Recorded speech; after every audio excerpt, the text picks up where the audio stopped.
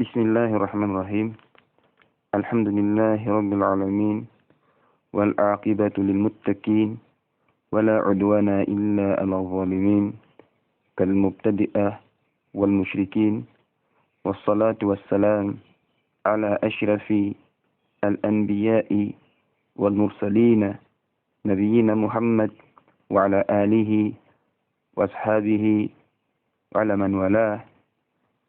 À cette matinée du 3 Shawwal de l'an 1442 de l'émigration du prophète Muhammad sallallahu alayhi wa ala alihi wa sahbihi wa sallam, correspondant au 15 mai 2021, nous voulons, si Allah Azza wa Jal l'a prescrit pour nous, porter notre attention autour de ce récit prophétique recueilli par le grand imam Muslim. An Abi Amrin wa qila Abi Amrata Sufyan ibn Abdullah radiyallahu anhu قال قلت يا رسول الله كل في الإسلام قولا لا أسأل عنه أحدا غيرك قال قل آمنت بالله ثم استقم أو كلمة النحو. C'est sahabi ou jalil Abu Amrat Sufyan ibn Abdullah radiyallahu anhu dit: j'ai dit, ô messager d'Allah, informe-moi au sujet de la religion de l'islam un propos tel que je n'aurais à demander à personne d'autre en dehors de toi. Cette approche prouve que les sahabatul kiram alayhi minallahi ridwan étaient des gens vraiment illuminés. Allah les a choisis pour accompagner le meilleur des hommes. Ils étaient dotés de caractères nobles et ils étaient d'un savoir réel et évident. Car le messager d'Allah les avait comme élèves et étudiants. Ils apprenaient du messager d'Allah et eux-mêmes aussi procédaient à des stratégies pour nous faire parvenir un savoir fou à travers les questions qu'il posait au messager d'Allah, des questions pertinentes d'une de ses intelligences. Celui qui écoute ce propos comprend que ce compagnon généreux est en train de demander au messager d'Allah une question, c'est-à-dire un propos modeste en quantité de mots, mais globalisant. Quelque chose de globalisant, parce qu'il est précis, tel que je n'aurais à demander à personne d'autre en dehors de toi. Donc quelque chose de tranché, de très clair, de très pertinent, mais tout de même concis. Le prophète sallallahu alayhi wa sallam lui donne pour réponse une réponse qui, telle que si quelqu'un l'exécute de manière pratique, et connaîtra le bonheur de ce monde et le bonheur de l'au-delà. Car cette réponse du messager d'Allah a, n'est-ce pas, c'est-à-dire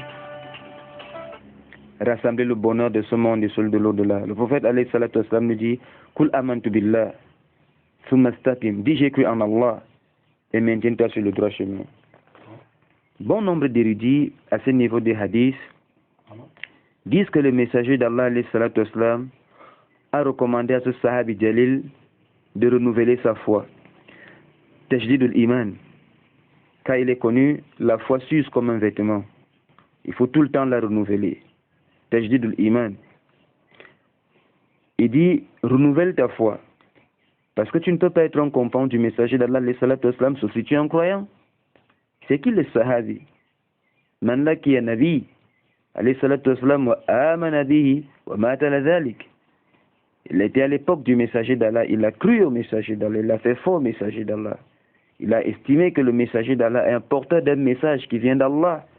Il a fait foi, il est mort dans cette voie. Mais le messager d'Allah lui dit, Qul amantu billah, proclame, j'ai cru en Allah. Renouvelle une fois de plus ton iman. Thumma istaqim. Mais après cela, maintiens-toi sur le chemin droit. Al-istiqama. Allah subhanahu wa ta'ala fait l'éloge des croyants qui agissent de cette manière.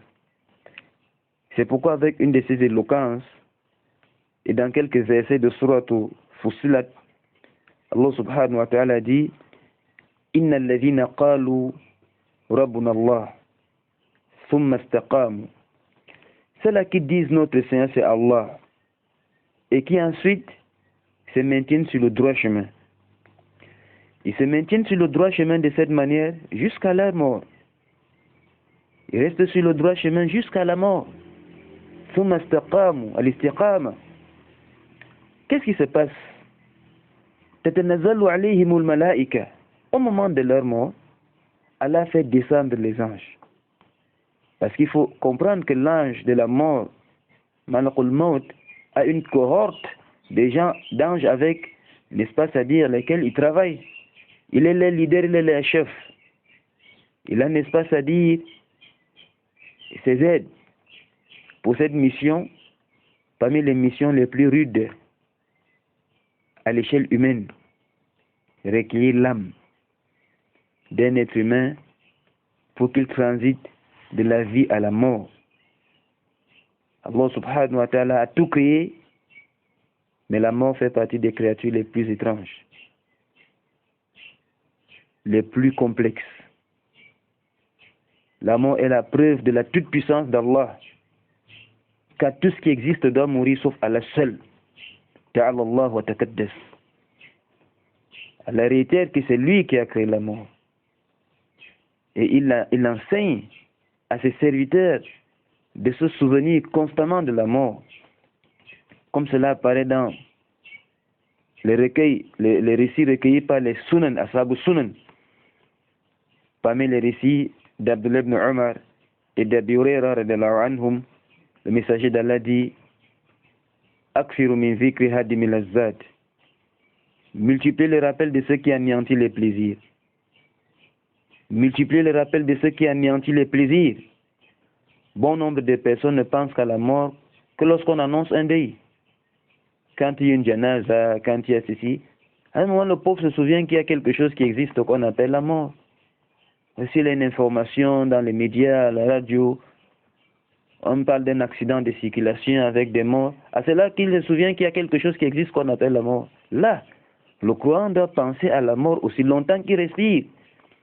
C'est le baromètre le plus efficace qui va cadrer, n'est-ce pas, c'est-à-dire l'être humain, à diminuer bon nombre de dégâts.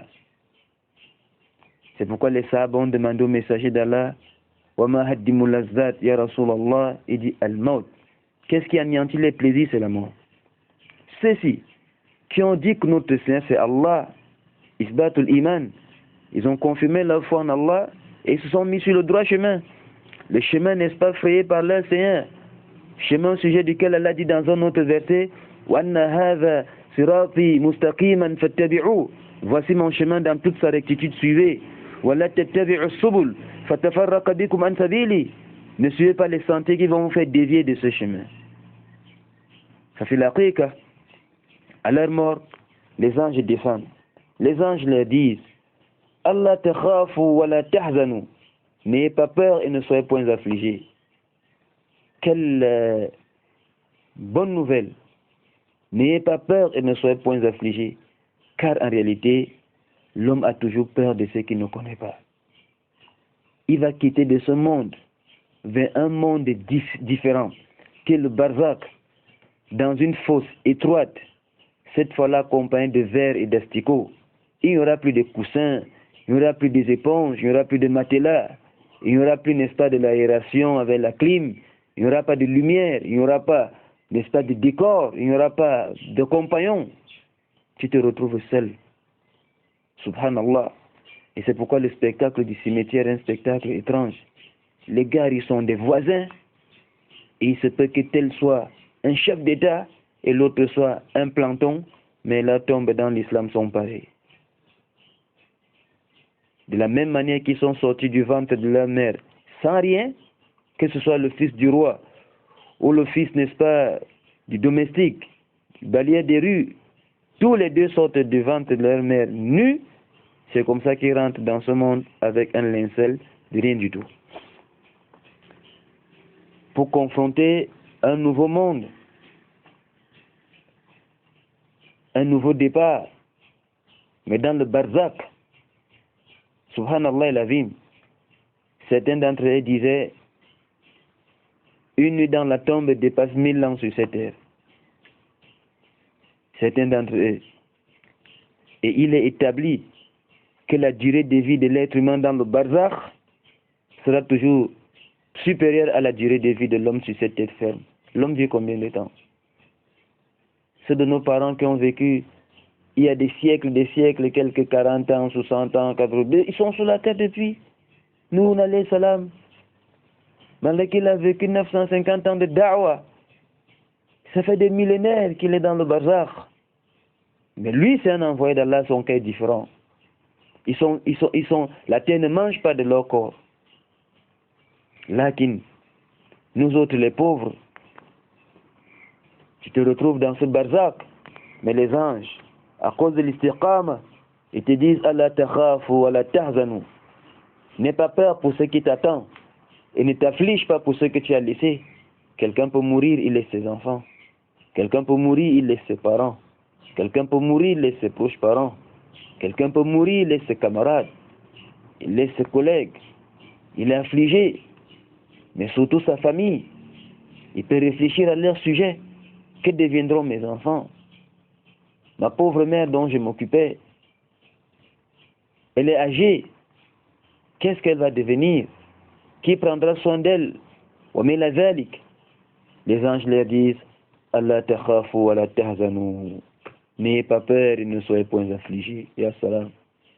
Vous avez avancé des actes qui vont payer pour ces gens-là. Un peu comme dans les hadiths, ihfazillah yahfazka. Préserve Allah, Allah va te préserver.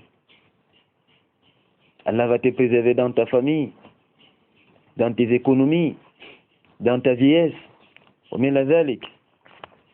Maintenant, ils vont entendre des anges une parole que personne n'entend quand il est dans ce monde vivant. Il marche dans les rues et tout ça, il n'entendra jamais cette parole. Mais ça, c'est le bouquet final. Les anges leur diront Wabshiru bil jannah allati kuntum tu'adun. Recevez la bonne nouvelle du paradis qui vous a été promis. Ah, ya salam. Wabshiru bil jannah allati kuntum tu'adun. Recevez, n'est-ce pas, c'est-à-dire la bonne nouvelle du paradis qui vous a été promis. Nahnu awliyaukum fil hayati dunya wa fil akhirah. Les anges continuent à leur dire, nous serons vos alliés dans ce monde. On va recueillir votre âme comme on recueille l'âme des croyants. Car vous allez mourir avec la ilaha illallah. Vous ne serez pas dans la gêne. De cela, quand ils verront la mort, ils diront Rabbi rji'un, la'ali a'malu salihan fima tarakt. Seigneur, ne me prends pas encore. Je vais me rattraper. Ils ne seront pas dans ce chapitre, dans cette rubrique. Ils ne seront pas là. Ils auront la fierté, car ils sauront ce qui les attend, qui est bien meilleur que ce qu'il y a dans ce monde. La shakka wa la miria. Wabshiru bil jannah allati kuntum tu'adun. Nous serons vos alliés dans ce monde et dans l'au-delà. Walakum fiha ma tashtahi anfusukum walakum fiha ma tad'un. Et dans l'au-delà, vous aurez ce que vos âmes désirent et ce que vous voulez. L'âme désire une chose, elle est là. Le moindre désir, l'âme désire, c'est même pas la requête. L'âme désire seulement quelque chose, c'est servi. Et quant à ceux qui demandent, haddisu wala haraj. Nuzulan min ghafur rahim. Car c'est la descente d'un pardonneur et d'un miséricordieux. Ta'ala Allah wa taqaddas. Nuzulan min ghafur rahim. C'est la descente du pardonneur et du tout miséricordieux. Ta'ala Allah wa taqaddas. C'est pourquoi ce Sahabi Jalil, lorsqu'il interroge le messager d'Allah au sujet d'une question sensible comme celle-ci, et que le messager d'Allah, qui Allah a envoyé avec le Ja'amil Kalim, des discours concis mais très lourds en sens, Il incombe à chacun d'entre nous de nous accrocher à ce genre de conseils et d'avoir la himma aliya qu'avaient les sahabatul kiram, qui sont les leaders dans le manhaj du salaf, qui n'est pas le manhaj le plus vrai. Car wallahi thumma wallahi, si l'un de nous n'a pas le dogme des sahaba, n'a pas l'adoration des sahaba, n'a pas les comportements des sahaba, qui sache que sa religion est au rabais. Et Allah ne va jamais accepter de l'un d'entre nous, sauf si sa religion est conforme à l'islam des sahaba. وَمَنْ يُشَكِّكِ الرَّسُولِ مِنْ بَعْدِ مَا تَبَيَّنَ لَهُ الْهُدَى يَتَّبِعْ غَيْرَ سَبِيلِ الْمُؤْمِنِينَ نُوَلِّهِ مَا تَوَلَّى وَنُصْلِهِ جَهَنَّمَ وَسَاءَتْ مَصِيرًا. Quiconque fait scission avec c'est-à-dire le messager d'Allah, après que le droit chemin lui soit venu, et issu une voie autre que celle des croyants. Allah précise la voie autre que celle des croyants. Allah dit nous allons le laisser comme il s'est égaré et nous allons le mettre dans le feu de l'enfer.